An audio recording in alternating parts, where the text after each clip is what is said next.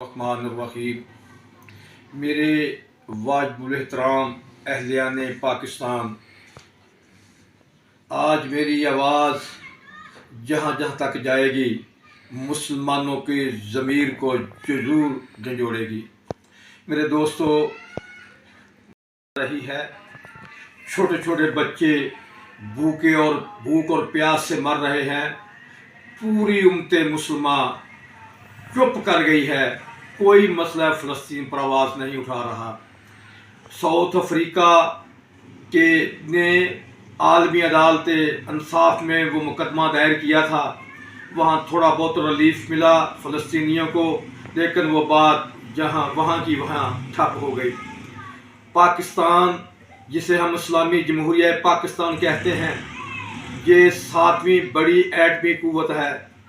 آج پہلے پاکستان میں نگران حکومت تھی، کسی نگران حکومت کے عہدیدار کو یہ توفیق نہ ہوئی کہ وہ فلسطین کے عوام کے حق میں آواز اٹھائے۔ اگر یہ عوام آواز اٹھاتے تو ان کا آقا جو امریکہ ہے وہ اس سے ناراض ہو جاتا۔ لعنت ہو ہمارے ایٹمی طاقت ہونے پر، ہم کیا فائدہ ایٹمی طاقت ہونے کا؟ جس طرح اس نگران حکومت نے پاکستان کی عوام کا کنچومر نکالا ہے، جس طرح پاکستان کی عوام کو ذلیل و خوار کیا ہے، آج فلسطین کے حق میں کوئی بھی آواز اٹھانے والا نہیں ہے۔ آج پاکستان کی حکومت کو بھی الیکٹ ہوئے کچھ دن گزر گئے ہیں، لیکن حکومتی سطح پر فلسطینیوں کے حق میں کوئی بھی آواز نہیں اٹھائی گئی۔ آج فلسطین کے بچے، فلسطین کی مائیں، فلسطین کی بہنیں جو ہیں وہ عمران خان کو یاد کر رہی ہیں۔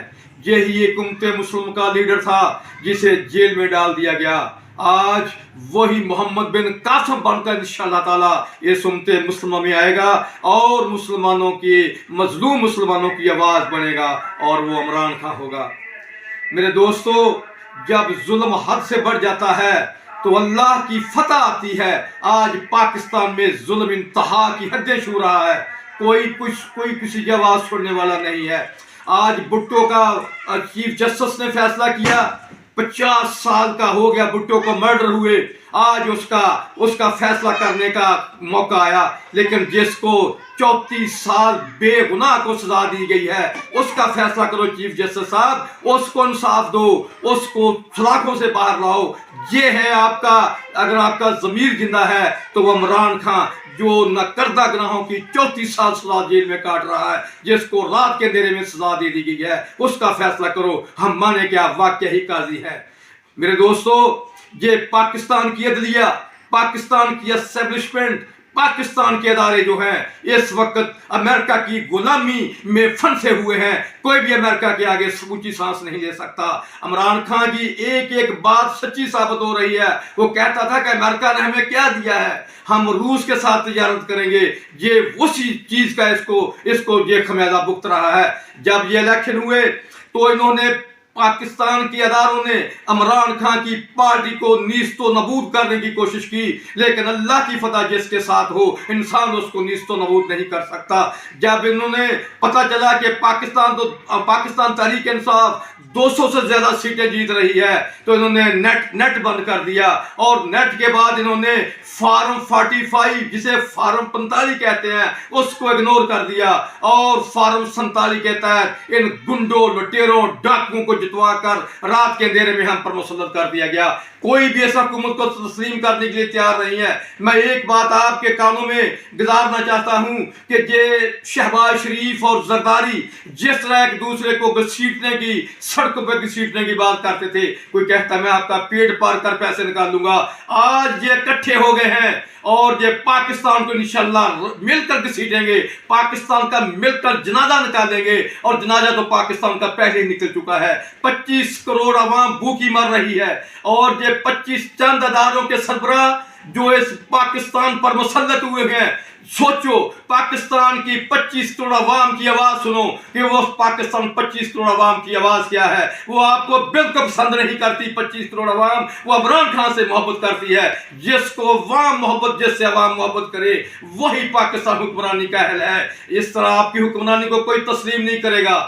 آپ زبردستی लोगों को डरा धमका कर हुकूमत करेंगे, लेकिन लोग आपका नाम लेना पसंद नहीं करेंगे। मुशर्रफ जिसने 11 साल इस मुल्क पर डिक्टेटर रहा, आज उसका नाम लेने वाला कोई नहीं है। ज़ियाउल हक उसका बेटा नवाज शरीफ बना हुआ था, आज वो उसका नाम लेना पसंद नहीं करता। आज वो उसकी कब्र पर फायदा खाने के लिए कोई नहीं जाता। ये जो डिक्टेटर आते हैं, कोई सिविल डिक्टेटर आता है, कोई मार्शल लॉ की सूरत में डिक्टेटर आता है, इनका इंशाल्लाह पाकिस्तान में नाम लेने वाला कोई नहीं है। जहां नाम है, इन्होंने कायदे आजम को भी गद्दार कह दिया था, फातिमा जना को भी गद्दार कहा था। ये सियासतदान गद्दार है तो सिर्फ और सिर्फ मुहब्बे वतन ये एस्टेब्लिशमेंट है। लेकिन आज इसका रवैया बदल चुका है, इसके दो रुख जो सामने आ चुके हैं। आज जरदारी सदर बन गया है, तौबा नाउज बिल्लाह। पाकिस्तान का करप्ट तरीन इंसान, पाकिस्तान का मुआशियत को तबाह करने वाला इंसान पाकिस्तान का सदर मुमताज बन गया है। और ये जो सब कुछ लूट कर ले गए इंग्लैंड में, एक वजीर आला पाकिस्तान की वजीर आला बन गई है और दूसरा उसका चाचा वजीर आजम बन गया है। जिसको चौथी बार वजीर आजम बनाना था, आज वो नुश्ता दीवार बन चुका है। कोई नवाज शरीफ का नाम लेने वाला नहीं है। हम कल देख रहे थे रमजान पैकेज, और जो रमजान पैकेज पे नवाज शरीफ की आटे के थैलों पर नवाज शरीफ की तस्वीर मर्जी ने छपाई है। ओ खुदारा, अवाम के टैक्सों का पैसा क्यों जाया कर रहे हो? अपनी जेब से लोगों को आटा दो, अपनी कमाई से लोगों को आटा दो, तो फिर बेशक अपने दादा शरीफ की भी तस्वीर लगा देना। इस तरह अवाम के साथ जुल्म ना करो, अवाम के पैसों का खिलवाड़ ना करो, अपने बाप की तस्वीरें लगा रही हो। क्या मार का मारा है नवाज शरीफ इस मुल्क के? हर बच्चा उसको चोर और डाकू कह रहा है, हर बच्चा उसको चोर और डाकू कह रहा है। ये है पाकिस्तान के सियासतदान। इधर एक N111 में एक एमएनए था, कहता था जिसकी मैं बाजू पकड़ता हूं मैं उसको एमपीए बना लेता हूं। आज वो भी शिकस्त खुर्दा होकर सांगलाहल में दफन हो चुका है, उसका एमपीए भी और उसका एमएनए भी। और 22 साल के बच्चे ने इसकी सियासत को जमीन बोझ कर दिया है। सांगलाहल की सियासत, बलूचिस्तान की सियासत को सांगलाहल में जमीन बोझ कर दिया है।